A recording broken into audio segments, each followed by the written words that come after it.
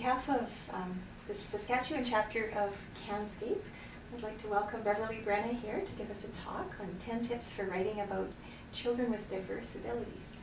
I'll just tell you a little bit about Beverly. She was born in Saskatoon, Saskatchewan in Canada. She's taught elementary school in rural and urban settings, worked as a coordinator of gifted programs, and has been a reading specialist and special education teacher. She has a PhD from the University of Alberta in elementary education, language and literacy. And she is the author of 10 books for children and young adults, many of which are about or have characters with diverse abilities, and some of which have won awards. And she's also a professor at the University of Saskatchewan, and she teaches literacy education and children's literature. And just before we start, I would also like to thank the Saskatchewan Writers Guild, who has sponsored this talk and enabled us to bring Beverly here with their writing group grant for our Saskatchewan chapter of CANSCAIP.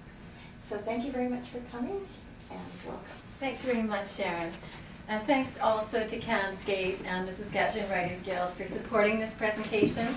We have a really terrific context here in Saskatchewan for writing, and it's been valuable to me, and I hope that if my talk is valuable to anyone else in any way, I'm grateful for that.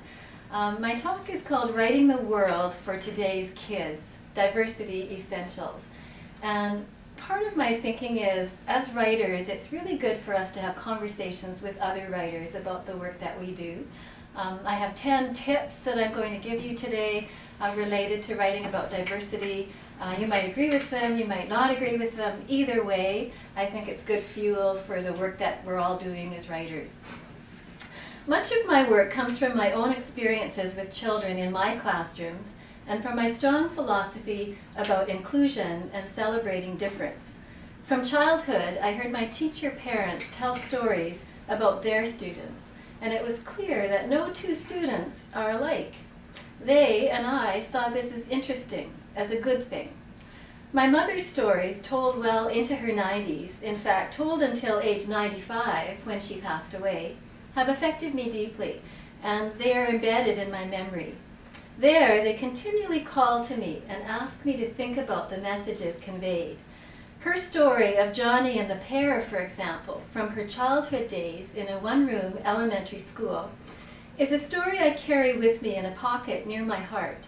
It's a story that supports my fiction writing as well as my teaching, and I'm going to tell it for you now because I think it's important as writers that we understand the contexts in which we write. So my mother's story, Johnny and the Pear.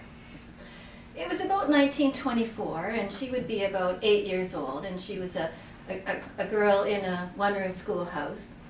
And in this schoolhouse, the children gathered together on this fall day, thinking about what was in their lunch pails. And it was because it was autumn, they had fruit that they might not have had at other times of the year. And my mother's friend Mary was very excited because she was telling the other girls that she had a pear in her lunch kit. Well, the hours dragged by, and finally lunchtime came. And when Mary opened her lunch tin, it was an empty jam tin in which she kept her lunch, there was no pear there. And she said to the other kids, "My pear is gone from my lunch tin. Somebody stole it." And immediately the children in this one-room country school all looked at Johnny. And Johnny was a boy who was fairly new to their district. He was a boy that they identified as being different from the rest of them, and I don't think the type of difference matters right now in this story. And all of the children looked at Johnny, and someone said, "I bet he took it." And Johnny started to run. And he ran out the door and down the country road, and when my mother would tell this story, she would always say how the dust, the red dust, rose up under their bare feet. And it wasn't long before the bigger boys caught Johnny and took him down in the dust and said, "Johnny, you stole Mary's pear. You say you did it, and we'll let you go." "I did it," he said.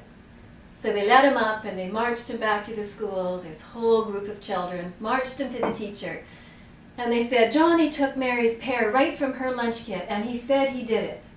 And so the teacher strapped him and made him stand in the corner of the classroom that whole long autumn afternoon. And about this point, when my mother would be telling this story, even at age 95, her eyes would be full of tears. and she'd be thinking about that experience for Johnny, and she'd be remembering his sobs in that classroom for the rest of that day. Now the next day, Mary, my mother's friend, came to school and said, "You know, my mother forgot to put the pear in my lunch kit yesterday." Nobody said anything about that to Johnny. Nobody said anything about that to the teacher. And the day went on as days do, into the next and into the next. And I think by telling and retelling this story, my mother was wishing that she could go back in the past, wishing that she could go back to her 8-year-old self and do things differently, but she didn't have the strategies. And I think she was hoping in our present and in our future, and I'm thinking as teachers, as writers, we can make a different choice than those children made, and a different choice than that teacher made, in thinking about difference.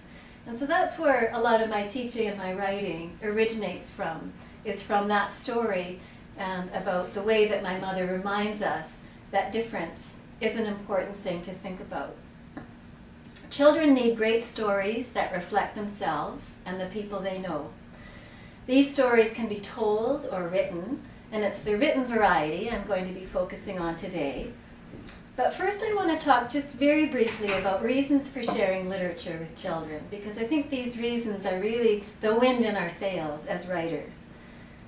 Literature offers kids enjoyable experiences. Reading for pleasure and information is fun, and I know we agree with that.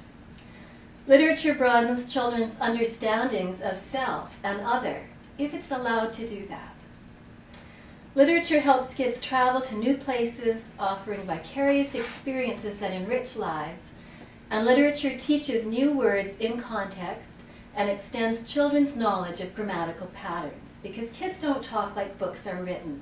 Books add to reading repertoires and to writing repertoires in terms of skill and strategy development. And so those purposes are important, and I may come back to them a little later as I get into my 10 tips. Edward P. Morgan says in his commentary, Clearing the Air, "A book is the only place in which you can examine a fragile thought without breaking it, or explore a dangerous idea without fearing it will go off in your face." I often wonder if my mother had had stories about difference in her classroom in 1924, if her approach to Johnny would have had a different result. Many people have theorized about achieving social change through literature, and I believe it can happen. I believe it can happen for the better, but I believe it can also happen for the worse. Literature can help us see new perspectives offered through deeper understandings of self and other, but it can also create and recreate stereotypes, consciously or unconsciously, passed along by an author who's not paying attention. I'm going to be asking us today to pay attention.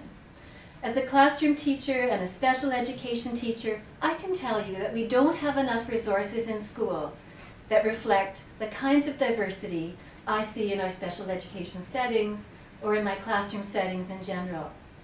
And when I set out in 2003 to look for titles about characters who were differently abled so that I could help my students see aspects of their own lives in literature, I was really disappointed. I only found a handful of titles. There were books that included characters with disabilities, but for the most part, authors had not been able to envision a happy future for a character with an exceptionality. These characters, usually secondary characters, would either die at the end of the story or have some kind of spiritual awakening that would involve the disappearance of their disability. Think of Heidi's friend Clara or Colin in The Secret Garden.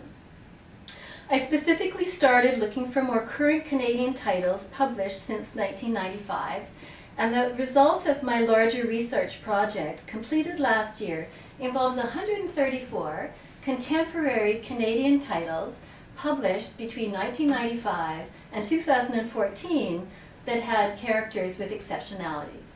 And I'm sorry I didn't bring them all today. 134 books was too many to bring, but I brought a few of them. I brought some of my favorites. In that group of 134 books, I did not find this kill or cure mentality that we see as a pattern in classic fiction, and I was really happy about that.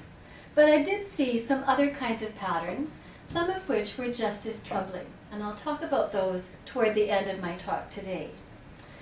Let me start with a couple of books that exemplify my first tip of today's 10 about writing characters with diversity in mind. One is Rachna Gilmore's picture book, A Screaming Kind of Day. It's a beautiful story, and the story comes first here about a young girl who has a hearing impairment. The book is not about hearing impaired kids in general. It's not specifically about just her hearing impairment related to her characterization, but it's about a powerful, funny, vibrant little girl named Scully who has a hearing impairment. And I think that's important as we think about this tip, which is write a great story. Write a great story first, write complex characters as part of that story, and don't be pulled back into a didactic or moralizing model of storytelling that we see in past books. There are lots of books currently published that prioritize the message, trying to teach readers about a particular diagnosis or challenge. I'm talking about fiction here, and I think when this happens, the quality of the story suffers. The second book that I found early on in my investigation is Pamela Porter's The Crazy Man. And this is a piece of historical fiction. It's a verse novel, and it's a beautiful story about a community. In that community lives a girl named Emmeline, and she's had a farm accident. She's lost a piece of her foot, and the accident is due to her father, who is driving the combine within the context of just a misfortunate accident. And her father leaves the family. Emmeline and her mother must try to run the farm, and they hire Angus as a farmhand. And Angus has been in the town's mental institution. And so this notion of who is the crazy man in this story revolves around a community that cannot tolerate this difference in mental health in the time period in which this story was written. And it's a powerful story, and the story comes first. Both of these books are Canadian. In fact, all of the books I'm going to share with you are Canadian, and I'm really celebrating the wonderful Canadian work that's out there with my study.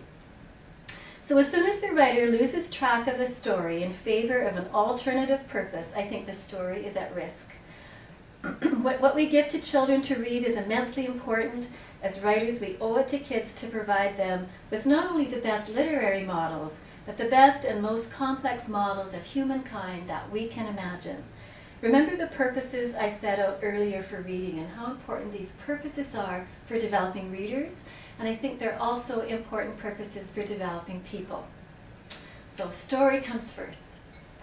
My second tip and my third tip are combined today in terms of set your story in a contemporary time period when you can, and with diversity in mind. And I think these two tips go together. If you are not writing historical fiction, where a past historical setting is a necessity, write stories that reflect a contemporary time period. Writing set in today's world speaks directly to today's kids in a way that writing set in the past does not. Now, I'm not knocking historical fiction, and remember, I've just modeled a piece of historical fiction that I absolutely love.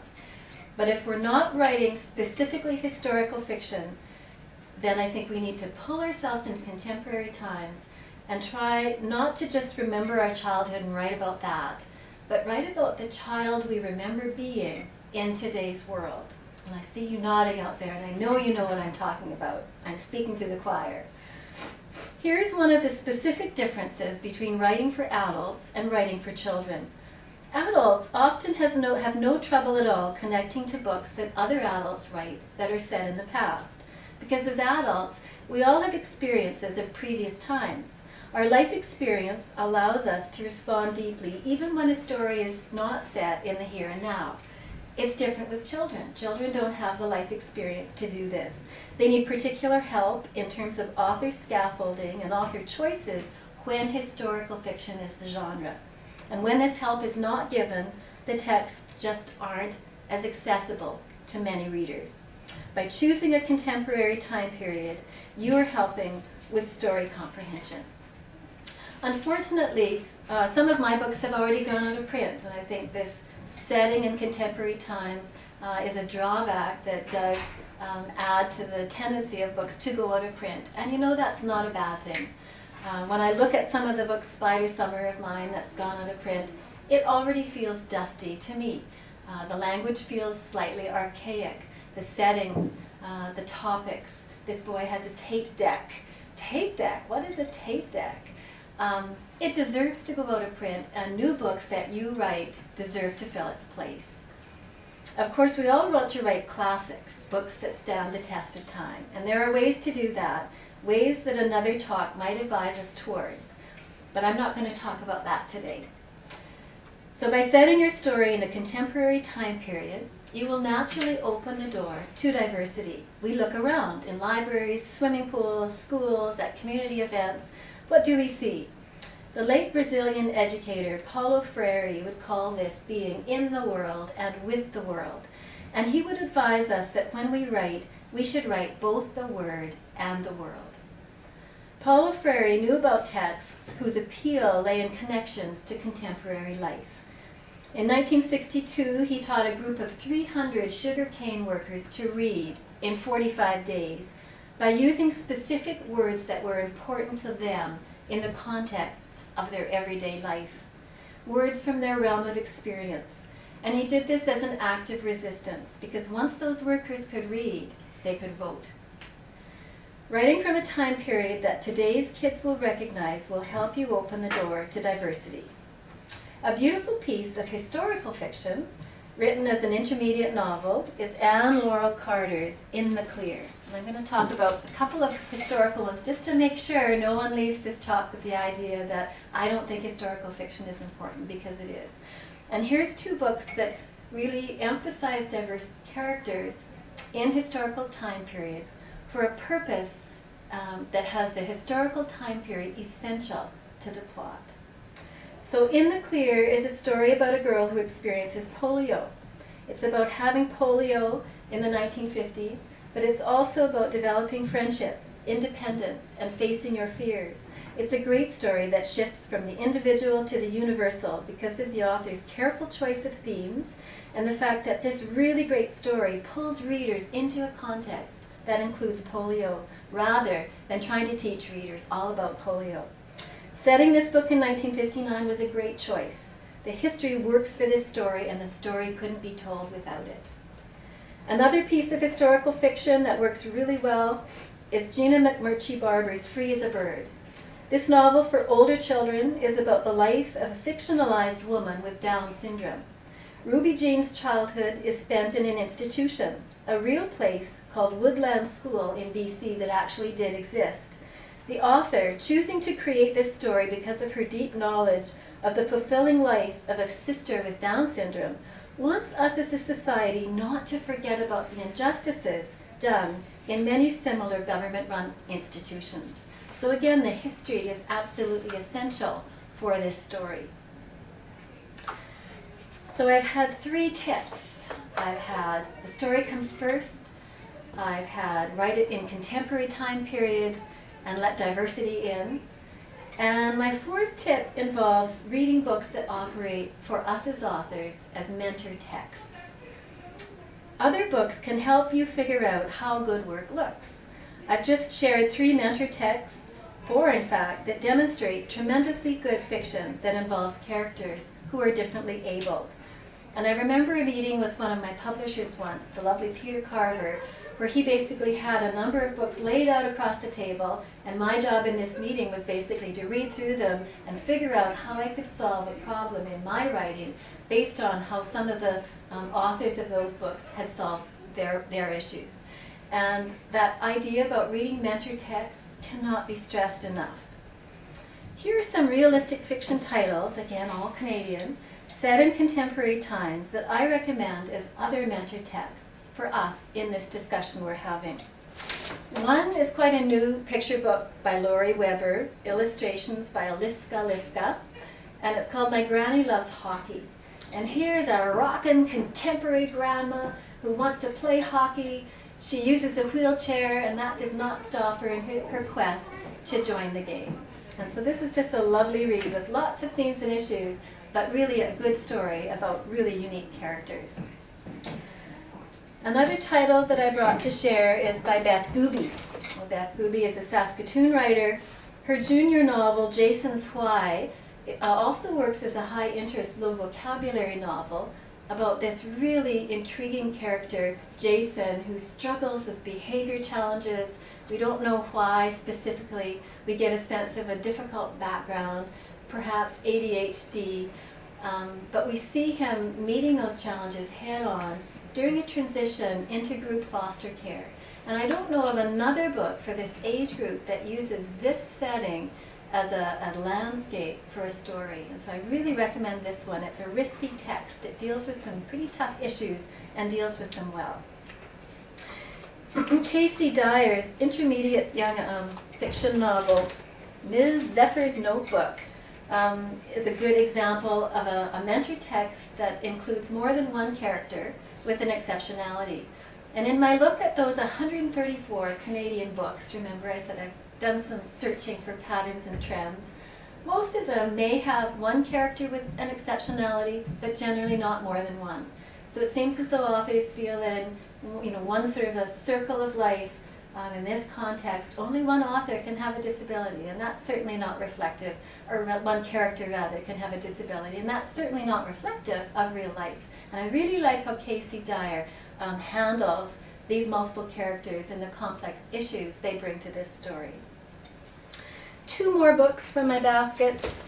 Me, Myself, and Ike by K.L. Denmans. So we're getting into a couple of young adult novels now. This book, along with Free as a Bird, both were shortlisted for the Governor General's Award in Canada in 2010. And intriguingly, all of the books shortlisted for the Governor General's Award that year dealt with characters with exceptionalities, whether it was behavior or some kind of particular diagnosis or other kinds of challenges going on. I thought it was very interesting that that year, 2010, spotlighted so many on that awards list. Now, Me, Myself, and Ike is a book like no other. It has a protagonist who experiences schizophrenia. And what we think of as 2 characters as the novel progresses is in fact one character, with the second character being out of Denman's character's illness. And this is a provocative book. It's a complex book. It also is a risky text, and I recommend it as a mentor text. The last title in this category I'll spotlight, The Unlikely Hero of Room 13B. And this was a 2013 winner of the Governor General's Award. It spotlights the main character with OCD, and it's full of humor and pathos, and it's reaching kids in our contemporary world in a way that I'm delighting in. So I recommend it also.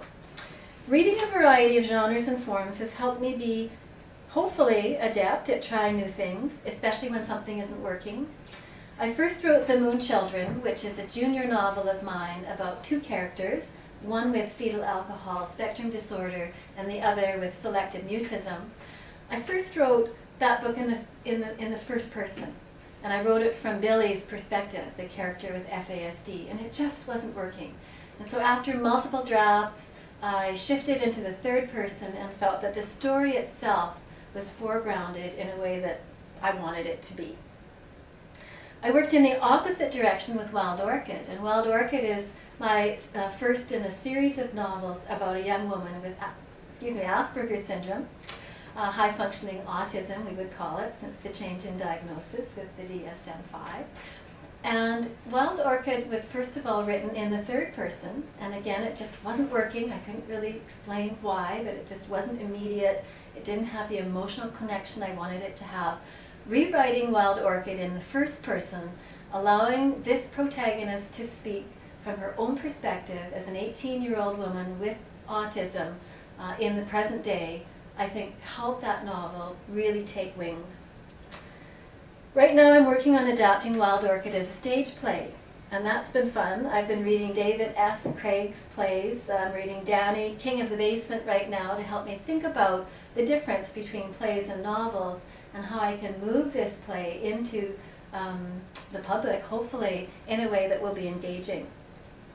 I also have a historical fiction novel manuscript that just hasn't been working, and I'm adapting it as a verse novel. I think these verse novels, The Crazy Man for Sure, have really had an impact on me and let me think about how spare language can help us get rid of the extraneous detail and work on that business of the story first. So reading books that operate as mentor texts was my 4th tip today. My 5th tip is write observations about the world through your character's eyes. And this is another task that makes writing for children harder than writing for adults. When we write for adults, we are usually writing from a character who is closer to our own age and therefore our own language level and perspectives than when we write for children.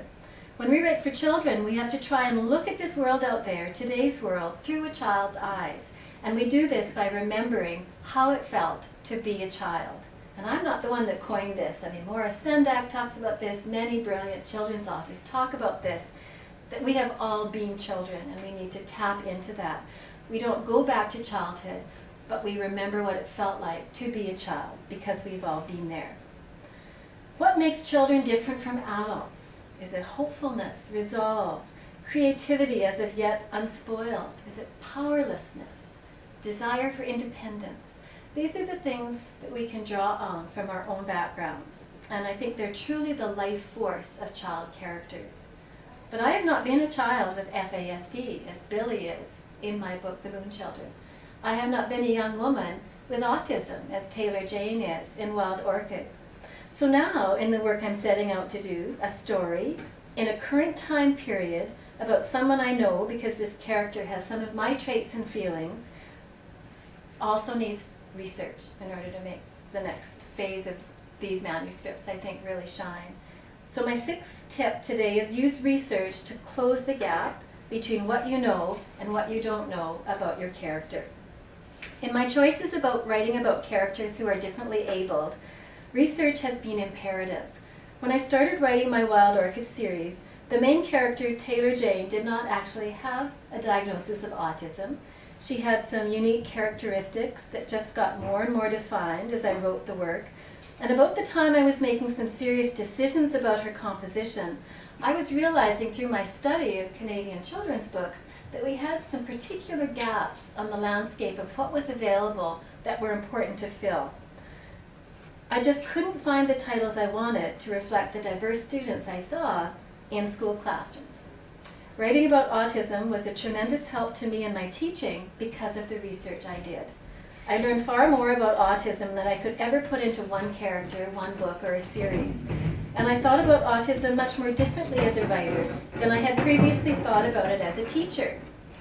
I read books, I thought about the people I knew and wrote down memories, summaries, scenarios, and questions to pursue. I talked to specialists who had training in the area, and I finished the book. And then I wrote the other 2 books in the series. The same research-intensive process applied to my characterizations of children with FASD and selective mutism that appear in The Moon Children. In terms of both books, I connected with community agencies, and I found that helpful as well as the other kind of research that I was doing. As a teacher, on rare occasions, I asked my students what they thought of a particular book or idea.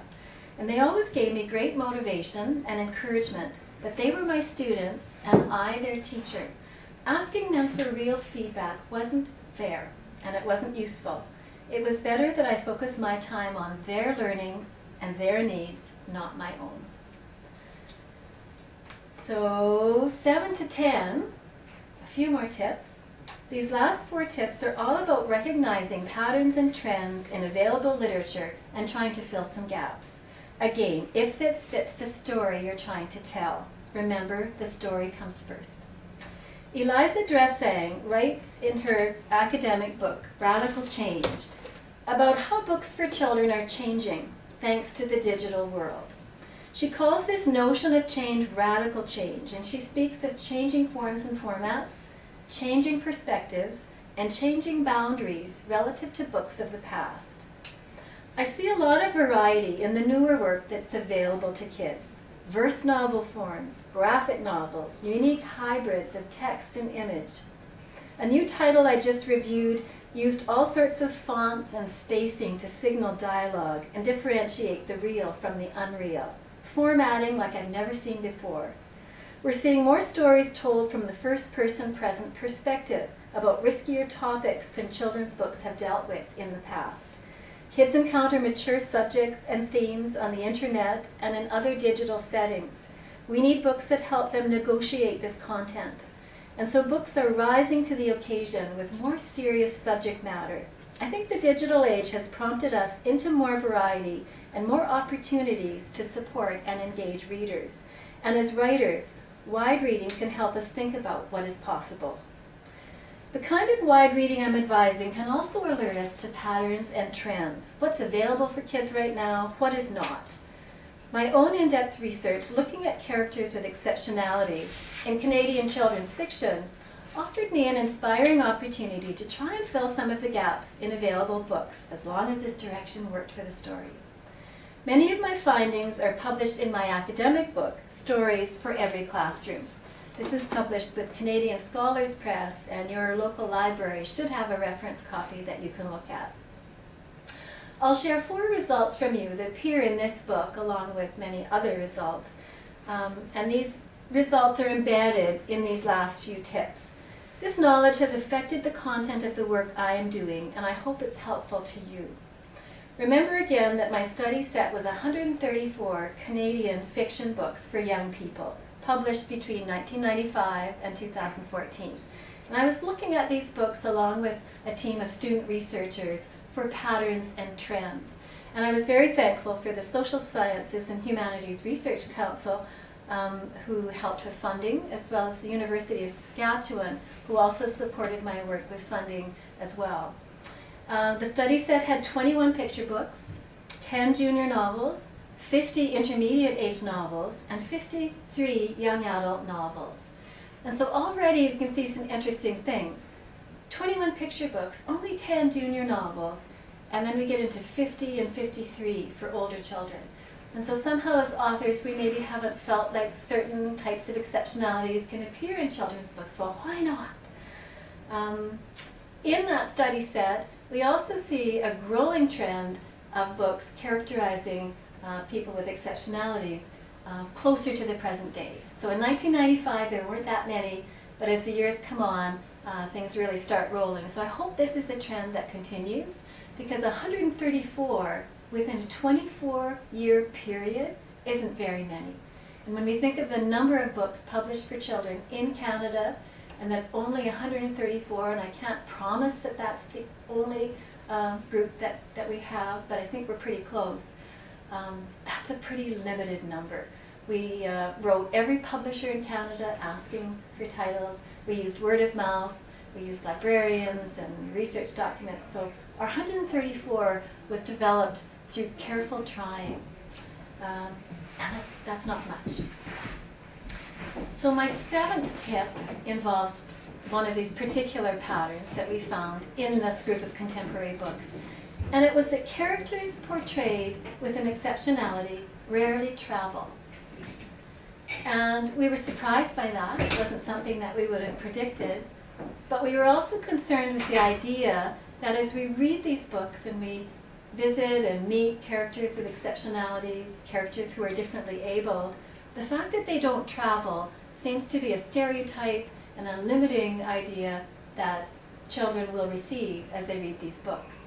When I was working on my Wild Orchid series, I specifically then thought about, would Taylor Jane be the kind of person who would be interested in traveling? Yes, I think she would. She'd be happy to fill this gap, as well as happy to travel in her own life and experience. So in Wild Orchid, she travels from Waskesiu, or from Saskatoon rather, to Waskesiu, Prince Albert National Park. And as a person with autism, she found that travel difficult because of her difficulty with transitions.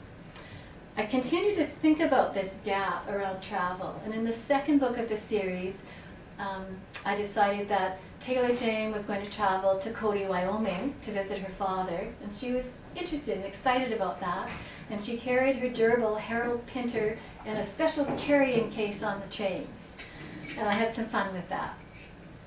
In the 3rd book, The White Bicycle, and this is a novel that was nominated for the Governor General's Award in 2013, she travels to France to work for the summer, and so we see this increasing ability for independent travel that I think is important added to the field. So number 7 tip, think about travel if you're writing about characters with diverse abilities. The 8th tip, characters portrayed with a developmental or physical difference or disability rarely exhibit any other type of difference. And again, this was surprising to us. So as we looked at these 134 titles, all having a character, at least one, with an exceptionality, that character did not have a particular cultural description, for sure not a minority cultural description. That character did not have a difference in sexual orientation or religion or social class. So clearly we're not yet at the point where we can think about multiple diversity. And I think that's important as we think about our writing. In what ways can we convey authenticity of people living in this world we live in through our books? My 9th point or 9th tip involves particular diagnoses. So in the classic texts of the past, we saw particular diagnoses evident based on prevalence in society. So at particular times we saw polio, for example, or blindness. In the books that we studied, 134 of them, we didn't particularly see a strong representation of things in society in those books. We did see quite a diversity of diagnoses described, but there were a few concerning things here. If a character had a physical difference, generally that was represented with using a wheelchair. And the scope of physical difference has not been tapped in the books that we have available for children. We saw a number of stories about autism, and that I think has grown since my own work has been published. But we didn't see much published with FASD in terms of characterization. And as we think about the prevalence of FASD in our world and the fact that it is not decreasing in Canada, I think FASD is a really important subject to tackle through works of art, to offer us the opportunity to learn more about it, to think creatively about it, and to look at lived lives of people experiencing FASD. Deborah Ellis has a short story in her collection, Lunch with Lennon, about a really interesting teenager with FAS. My book, The Moon Children, has Billy with FASD, and a wonderful biological mother who I think in that book is a real hero. And I really wanted to unpack some stereotypes about parenting and FASD with that novel. And those are the only 2 pieces of literature I've been able to find in Canada that use FASD as part of a characterization. The only ones! How can this be? So I'm hoping if you're inspired at all by thinking about your writing and diversity in the world we live in, and you're interested in learning more about FASD, you might wonder if it could work its way into some of the stories that you're going to be telling. I think it's important.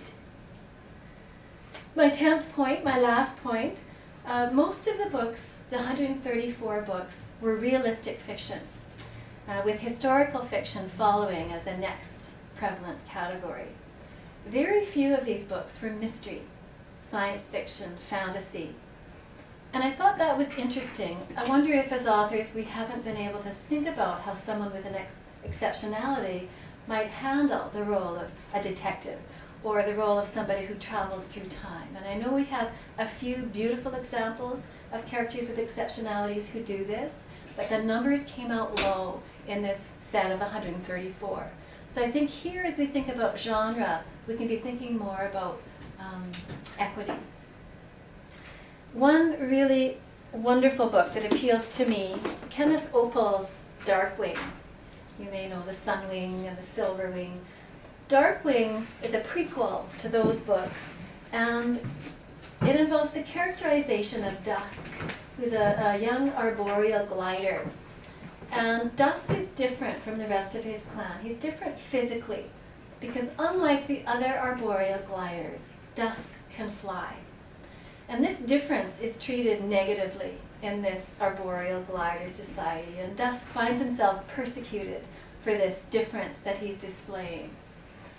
In one really poignant section of this novel, Dusk confides to his sister more about his difference, and then he asks her, "Is different wrong?" And the answer that his sister gives him is just heartbreaking. And I think in a society as we have, where we need difference and creativity to really make this world turn in positive ways, we cannot have the answer to the question, is different wrong, be a yes. And I think this book really beautifully unpacks that. And I think the writing that we do that celebrates diversity, that explores difference in ways that we haven't yet seen in texts is important. It's hard work, but I think kids are worth it. I have about 10 more minutes, 15 more minutes, and I can take some questions. If there's questions that people would like to send online, we have someone here to help with that. If there's questions from the group out here, I'm happy to take those. If there's time left, I have some reading from my work that I'd be happy to do, just sharing some examples from my own books. And so if you don't want to be read aloud to, keep those questions coming. Questions, what can I answer for you?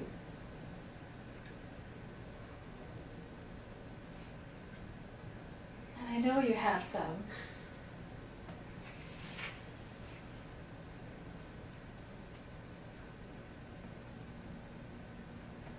Sometimes I get questions about tokenism, and sometimes people say, well, you know, it's just sticking a character with a difference in a book what we really are after? And of course the answer to that is no. And I think with tokenism what we're doing is we're maybe looking at a gap, but we're treating it as a checkbox. Okay, I'm going to put this in there, check, done. And we're not thinking about it deeply. We're not thinking about if it serves the work or if the story serves it. We're not doing our homework, we're not doing our research, and we're not treating whatever it is with the authenticity we need to make it really a viable and important part of that story. And I think about the best writers I know and love, and the learning I get from those pages comes from experience or research or both. And I think tokenism works against that. And so that's how I would answer that question. Yes? Yes. So early on in your talk, you talked about classic books having characters either die or be healed. And then you asked the question, or I thought of the question, what is a happy ending for a character with a disability? Is it any different than for any other character? I think you've just answered it. It wouldn't be any different than for any other character. So an author who imagines the character going forward into the future in whatever way that character is moving in terms of momentum, I think is a strong ending. It could be an ending in terms of summing up a plot and one of those final endings or happy endings. It doesn't have to be, just like it doesn't have to be with any kind of character. But for me, I think we should problematize a trend that we have had in the past where a character with an exceptionality dies or becomes cured. Because those don't allow the idea that disability can be something we live with and can be part of a lived life in ways that any trait can be part of a lived life. So I hope that's a little clearer. Thanks for your question. Yes. My older son is adopted with FASD, and it was a very traumatic childhood, teen era. He went through the prison system. It's been painfully unfulfilled adult life for him and his partners and kids. It's something I felt like I ought to address, but there's this painful experience of having been the parent of this kind of child. Do you have any suggestions for stepping beyond what is known personally and to give this to somebody else in a way that won't taint it with some of the personal history? That's a great question, and I think it's a question we all struggle with as writers when we find ourselves writing about something very close to home and then wondering, is this ethical? Is this right? Will this get me into the story in a way that is respectful to all? And I think one way to think about it might be to try the research piece first. So before settling on a character or a story that's maybe very much from experience, as you're thinking more about FASD and particularly FAS and looking at some of the newer research out around kids that are living today, I think that might give you an angle that's different enough from your lived experience to allow you some comfort with that. I can remember a time when I wanted to write family humor, and I wanted to write the funny things that were happening in my own family. But I didn't want my kids to read about that, or to grow up and read about that and feel that I was disrespecting them or using their life in a flippant way. And so I tried to think about the humorous scenarios, but take them further enough away that we would all be comfortable. For particular kinds of writing, I also changed my name. I used a pseudonym at that time. And I felt that that was also respectful, and that their friends would not be then noticing something and saying, oh, was this you? So I hope those suggestions are helpful. I think there is a way, but I also really admire your acknowledgement that there's some things that are just too close to home to write about, and I think that's really admirable. And my oldest granddaughter is almost 18. It's her dad, and she's now showing an interest in writing. So she's got this product of being raised partly on a reserve by an inadequate mother, and so that's, I don't know, I'm just dipping my fingers in right now. I think there's lots of stories there. And what I know about my life is that sometimes I judge an experience that I've had too quickly to really look at all the possibilities or parameters. And if I give it a little time and I give it reading and other kinds of research, I'm able to look at other ways of thinking about that. And an example of that is, as I wrote The Moon Children, I was thinking about children that I had worked with who experienced FASD in a devastating way. And as a teacher, it's really, terribly uncomfortable to look at a child and think, I don't have any tools to help you with what you're experiencing. I can't fix that.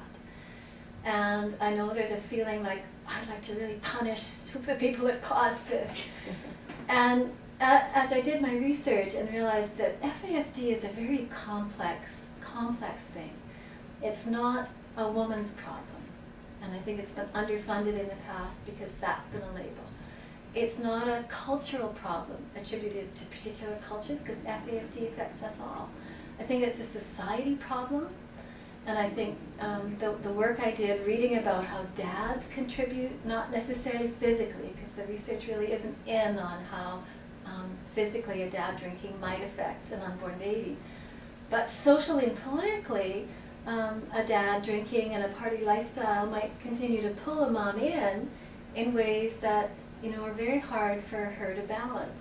And the mom in this book I mentioned a few minutes ago is really one of my heroes, because I created this character who has learned about FASD and has learned about it through the struggles of her son. And she's helping him as best she can with the knowledge that she has. She has given up her partner, who continued to want a drinking lifestyle now that she's pregnant with her second child. And how hard that was for her to do, this imaginary character of mine. I admire her, and I value the choices that she makes, and the fact that in this book, this character lives and grows, and she shows us her lifelong learning, and I really respect that. And so I think my research shed a different perspective on this story than I would have had if I just quickly written it down from the perspective of a teacher who's really struggling and really angry and just has trouble helping these kids. Any more questions? Anything that's come up online? Well, I promised to read, so now you're in for it. I'll read a little bit from Wild Orchid, because I'm, again, working with this, trying to adapt it into a stage play. And I'm finding that there's references that I could get away with in the novel about her autism that are too weighty to go into the play form. So I'm still working on that story first, and I think the play will be a different piece than this novel. I initially thought, oh, I'm just going to take out all the dialogue and there it'll be. And it didn't work that way. So I think if I read some sections from this book, you'll see what I mean as autism is referenced here. So it begins Saturday, June 29th, a prologue. I can hear her banging around in the kitchen. And this is Taylor Jane talking about her mother on the day they moved to Waskesiu Lake for the summer. The trouble is, I'm not sure what she's thinking. Is she thinking about me? And if she is thinking about me, what will she do next? I'm not behaving badly. In fact, I'm just sitting on my bed, and I have my door locked to prevent myself from being dragged to the car. The problem is not the car. The problem is that I'm not familiar with where we would be going. Also, I know that when people go away, it's possible that they don't come back. Maybe Mom isn't mad. Maybe she's thinking about something else. Maybe she saw a spider and is trying to disintegrate it with the broom. Or she could be tired and trying to decide whether to shatter the dishes instead of washing them. I've calmed myself down from our recent discussion. I counted to 100 7 times and found that to be very soothing. I know that when I'm angry, my IQ goes down 60 points, and I try not to let that happen. It's frightening to be stupid when I'm not accustomed to it. I was having a good day until we started to talk. I woke at exactly 7:30, right on schedule. I brushed my teeth and washed up, and then began to sort things into boxes. I'm very good at sorting things. When she knocked on my door, I indicated that I did not want to be disturbed, but she came in anyway. What are you doing? She said. I thought it was fairly obvious what I was doing. I was sorting things into boxes. I told her so, and I could hear her voice stretch, trying to sound nice, but with that undertone of sharpness in it, a voice like a cupboard with scissors hidden inside. Taylor, remember, today is the day. Today is Saturday, I told her, June 29th. And I made it be June 29th because that's my anniversary. And my husband was always saying, why don't you write about me? Well, here it is. I did it. No, she said, come on, I've talked to you about this. You've talked to me about a lot of things, I said. Too many in my estimate. Don't start, she said. We've already planned what's going to happen today. I have to get this place cleaned up, I said. Taylor Jane Simon, listen to me. You could see the scissors in her voice now. Snip, snap, I said. This is when she got loud. Today is the day we are going to Waskesiu, she said, whether you like it or not. I'm not going to Waskesiu, I said, and you can't make me. Don't you want me to have a life, she yelled. Why can't you just do this one thing? You'd like it there if you gave it a chance. It isn't one thing, I said. It might be one thing for you, but it's at least 20 things for me. 20 new things. We're talking 20 to 1, Mum.